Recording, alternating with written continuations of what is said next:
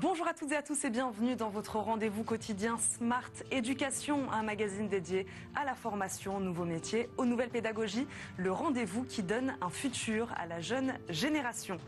La fonction RH innove. Aujourd'hui, une innovation inédite en matière de formation, créée à l'initiative de la directrice de l'école SUB-DRH.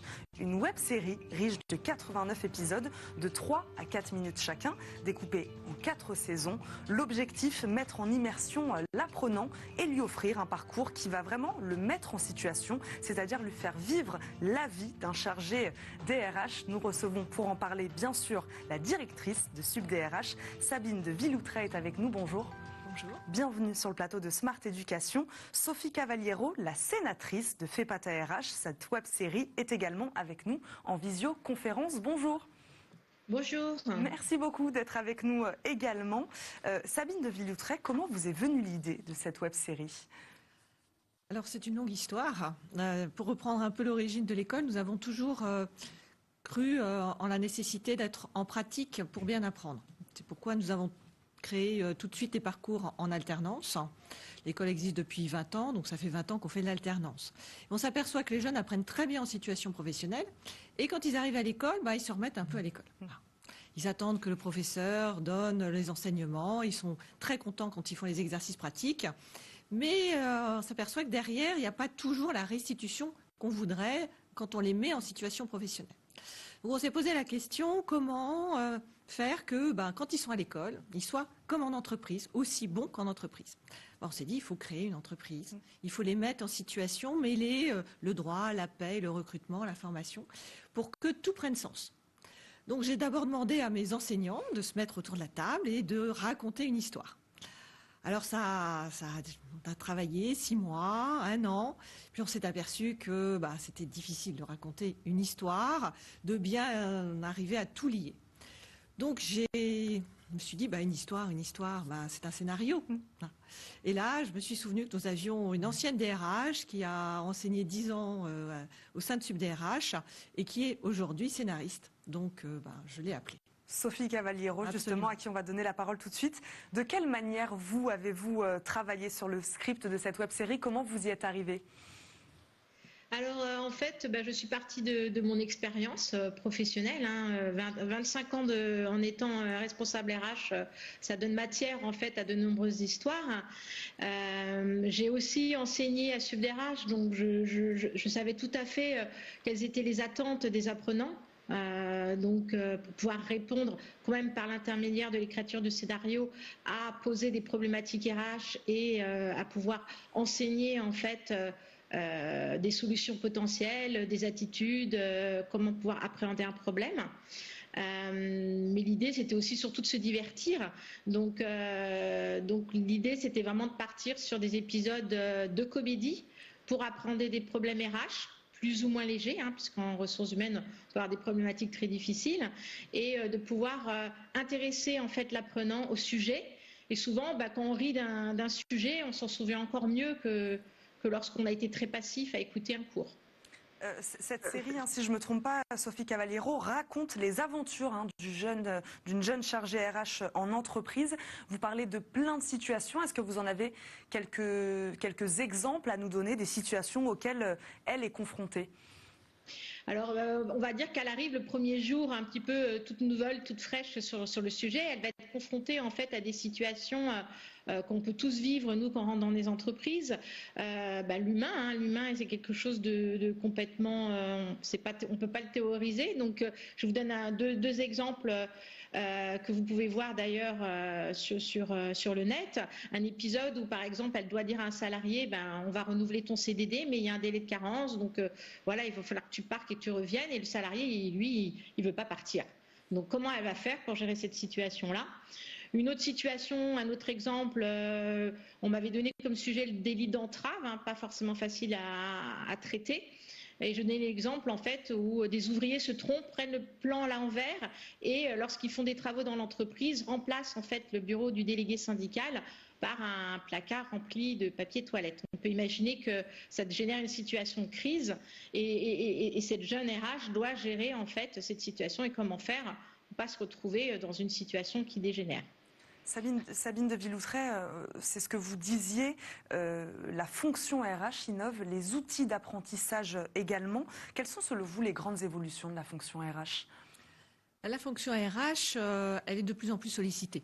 Un chargé des ressources humaines, quand on a créé la formation il y a 20 ans, c'était d'abord un administratif du personnel.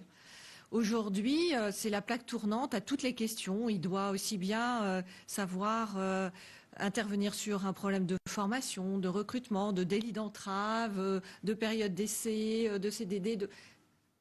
Comment tout savoir ?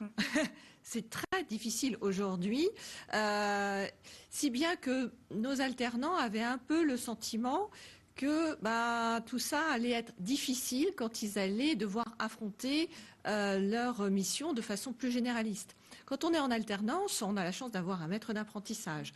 On est souvent sur des missions assez cadrées. Or, à la sortie, l'objectif, c'est qu'ils puissent avoir un poste polyvalent. Et c'est cette difficulté que nous avons voulu rendre vivant. Et quand on appréhende cette diversité de missions dans un cadre qu'on a voulu ludique, comme le disait Sophie, eh bien, je pense que cette nouvelle génération se projette. Voilà. Il y a un besoin aujourd'hui pour les jeunes de se projeter, d'être au plus près de ce qu'ils auront à faire. On voit bien, si on est dans des cours descendants, c'est comme nous quand on est dans un amphi, très vite on sort le téléphone, on va devoir gérer ses rendez-vous, son planning, et on déconnecte. Dès qu'on les met en pratique, hop, ils réapparaissent, ils se mettent en situation, tout va bien. Mais faire le lien réel entre ce qu'ils ont appris et la situation concrète, on voit que parfois c'est difficile. Vous considérez cette web-série comme un cours, un vrai cours à part entière ? Alors pas du tout. Et d'ailleurs, on le pratique comme une récompense. Voilà. On l'a plutôt développé pour animer en fait toute une réforme pédagogique que nous avons mis en place. Et là, je reviens sur le travail qu'a fait l'équipe, parce que l'histoire c'est une chose, mais derrière il a fallu dérouler que tous les cours aient sens. Donc on a créé un parcours de l'apprenant. Donc par exemple, on commence par un recrutement. Mais avant même de faire un recrutement, il faut peut-être regarder les tableaux de bord pour voir les effectifs et puis faire un profil de poste. Puis on fait le recrutement, puis on va faire l'insertion du salarié, puis son contrat de travail, sa fiche de paye. On voit bien qu'on peut intercaler ainsi toutes les matières. Donc au travers de la série, eh bien, Sophie a écrit des scénettes qui articulent un petit peu cette logique avec les personnages qu'on a dans la série et qu'on va retrouver dans les exercices. Donc tous les intervenants s'appuient sur le contexte de cette entreprise pour rendre vivant leur cours. Et on a été même au-delà, c'est-à-dire que pour les alternants, on leur demande de travailler en amont, puisqu'on a quand même une plateforme digitale, donc tous nos cours ont été digitalisés, de travailler, par exemple, avant d'avoir cours de CDI. Qu'est-ce que c'est que le CDI ? Ils ne vont pas avoir le cours descendant de l'intervenant en arrivant dans le cours, mais en amont, ils auront dû le travailler sur la plateforme au travers d'exercices, de vidéos, de recherches sur Internet. Et comme ils ont bien travaillé, on les remercie grâce à la série de la web-série. Donc ils ont le premier épisode, ils en ont comme ça 89 à découvrir. Donc c'est assez riche. Sophie Cavaliero, j'imagine que vous êtes d'accord avec ce constat que fait Sabine de Villoutret. Pourquoi, selon vous, un peu la même question, l'immersion est-elle plus efficace comme pratique pédagogique ? Alors, moi, je suis convaincue aujourd'hui, en étant aussi une grande amoureuse du cinéma et puis aujourd'hui des plateformes, en fait, qu'on est un petit peu aujourd'hui dans une espèce de, on va dire, de fusion de la réalité et de la fiction. C'est-à-dire qu'aujourd'hui, on vit à la fois dans le monde digital et dans le monde réel et du coup, les deux choses se mélangent. Donc, je pense que d'apprendre aussi à travers une web-série, c'est aussi quelque part mettre de la réalité dans une fiction et de la fiction dans la réalité. Donc cette immersion-là, pour moi, elle a du sens. Elle donne aussi un aspect très motivationnel, parce que c'est-à-dire que la personne, quand vous êtes sur une plateforme, je ne vais pas donner des noms, mais on a envie de regarder le prochain épisode. C'est-à-dire qu'on fait souvent ce qu'on appelle on regarde le numéro 1, le numéro 2, puis on ne peut pas s'empêcher de regarder la suite. L'idée, c'est aussi de les motiver à avancer dans leur programme. Parce que travailler tout seul en digital, de chez soi, sur son écran, parfois, ça peut être aussi difficile. Donc cette série, cet effet récompense, moi, je pense, donne vraiment envie aux gens de continuer et de se motiver à voir la suite. Et cet aspect est vraiment intéressant aussi. Je rebondis, Sophie Cavaliero, sur ce que vous nous dites, sur l'humain et le digital.